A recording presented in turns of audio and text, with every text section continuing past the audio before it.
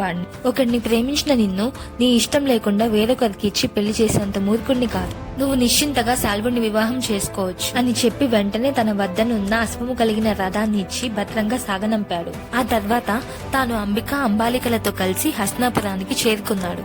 అంబిక అంబాలికలను విచిత్ర వీర్యునికిచ్చి పెళ్లి జరిపించాడు. భీష్ముని వద్ద నుండి తిరిగి వచ్చిన అంబను చూసిన వెంటనే శాల్వుడు, నన్ను క్షమించంబా, నేను నిన్ను నా స్త్రీగా స్వీకరించలేను. ఏ క్షణమైతే భీష్మునితో నేను యుద్ధం చేసి ఓడిపోయానో ఆ క్షణమే నీపై నేను హక్కును కోల్పోయాను. ఆ క్షణమే నీకు నాకు మధ్య ఉన్న సంబంధం తెగిపోయింది. పైగా భీష్ముడు జాలితో వదిలేస్తే నువ్వు నా వద్దకు వచ్చావు గాని నాకు నేనుగా నిన్ను గెలుచుకోలేదు.